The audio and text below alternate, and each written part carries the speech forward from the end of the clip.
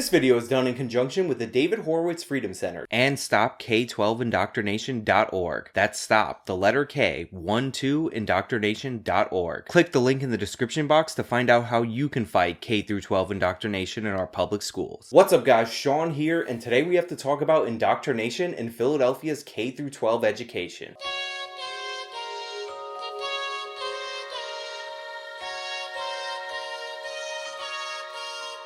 The last time we talked about left-wing indoctrination in K-12 education, I did a profile on the Edina school district. The Edina school district was #1 in the state of Minnesota in 2013. However, under the pretext of closing the achievement gap, they decided it would be a good idea to infuse their curriculum with radical left-wing racial and gender politics. Unfortunately for everybody involved, the results of this experiment turned out awful. Minority student proficiency in math and reading dropped significantly, and the amount of students leaving the Edina school district ready for college also took a significant hit. Now, at the time I made that video, I figured that this was an isolated incident. I assumed it was happening in other places across the country, but I had no idea to what scale it was actually happening. And that's why we're going to talk about the entire city of Philadelphia and what's going on in their school districts. But before we get into that, how about a brief history lesson? Philadelphia is one of America's key founding cities. In fact, I believe that every American should visit Independence National Park, because there are not that many places in America where you can walk and basically be walking through our shared American history. The park is absolutely gorgeous, and there's nothing like being surrounded by all the iconography of liberty. Unfortunately, despite the fact that Philadelphia is the birthplace of a lot of our founding principles, their school system is in deep decay, and their entire city is in significant decline. And it's not because they didn't try enough progressive policies. We hear a lot about the funding gap as a justification for failing schools. Well, the city of Philadelphia spends about $16,000 per student per year in K-12 education. The national average is about $11,000. Now you might be thinking, okay, the money's there, but maybe the class size is too large. Turns out, not the case. Far more important than classroom size or amount of money spent per pupil is who's crafting the curriculum and what's in the curriculum, and that's what we're going to get into today.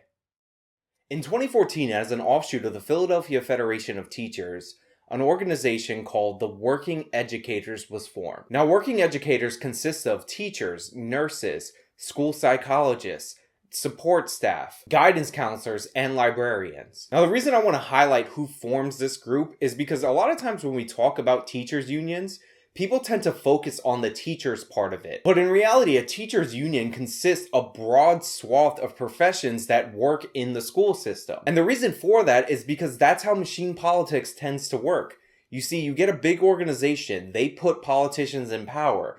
Politicians create jobs within that organization so that there are more members in that organization to then put more politicians back in power. It's almost like they're creating a feedback loop, and that's a feedback loop at the expense of the taxpayer. Now, it would be bad enough if Working Educators was just another organization participating in this feedback loop where people are bargaining against the taxpayers, but unfortunately, this group has the goal of designing your children's curriculum, and it is laced with their radical left-wing politics. And they're brazen about it. In fact, a quick visit to their website will demonstrate that they are a brazenly left-wing political organization. They have an advertisement for a left-wing march on their front page right now. They consistently work with the Philly Socialists, a group that, according to them, want to fundamentally change America, which makes sense because they're literally socialists. Their politics are deeply connected to the curriculum of the Philadelphia education system. And in January of 2017, Working Educators organized a training exercise for nearly 100 Philadelphia public school teachers. During this training, teachers were educated about how to teach children about Black Lives Matter.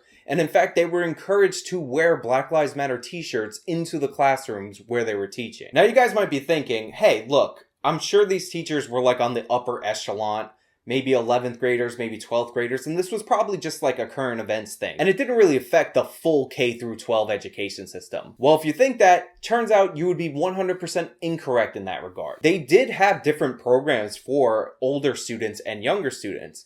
However, the programs were just as political for the young children as they were for the older children. You see, for the older kids, they infused the racial politics into their science and biology course in particular. However, for the younger kids, they did something a little bit more sinister. They actually gave the younger kids propaganda coloring books that were supposed to give kids a heightened awareness of racial issues and teach them about white privilege and oppression by white people. I do a lot of stories on this channel, but there's something so wrong about giving a kid a coloring book, something that's supposed to be an activity for fun, that's propaganda. It feels like it's ripped straight out of the Soviet Union. And the idea that you're raising their racial consciousness by teaching them about white privilege and how white people are oppressing all minorities is nonsense.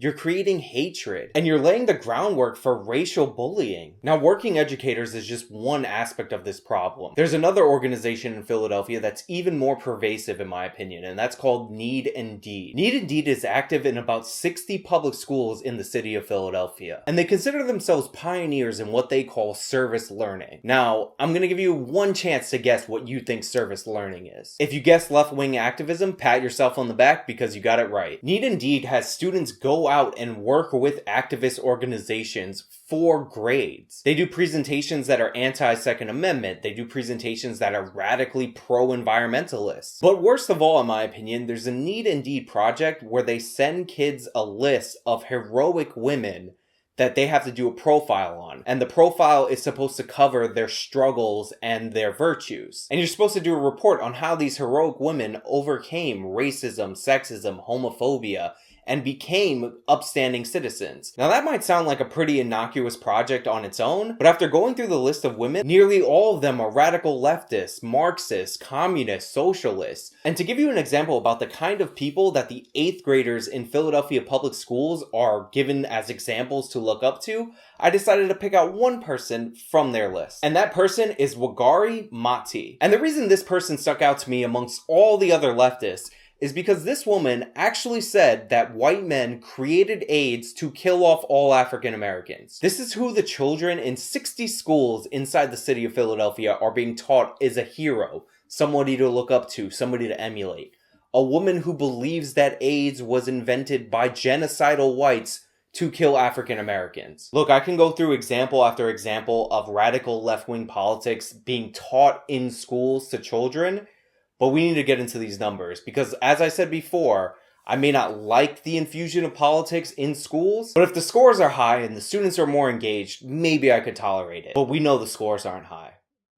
The amount of students proficient or above in reading in Philadelphia, 14%. The amount of students proficient in math in the same grade is 15%. When we go up to 8th grade, reading score gets a little better, 15%. Math score, 19% proficient. The graduation rate floats between 52 and 67%. The national average is 83%. That's also abysmal. 80% of Philadelphia's 11th graders read below grade level, and 85% of them are below grade level in math. And the fact that so many of these kids are below grade level, even the ones that are graduating, has significant negative long-term effects. There was a 10-year study conducted in 1999 that tracked students over a period of time where they potentially could have earned a bachelor's degree. And that study found that only 10% of the students that they tracked earned a bachelor's degree or associate's degree in that period of time. I said this before in my last video, but when you have a kid that's struggling in reading or math, help them with reading and math. Don't infuse your left-wing garbage politics into the curriculum. I mean, how absurd is it that you see a kid that needs help reading, and instead of helping him read,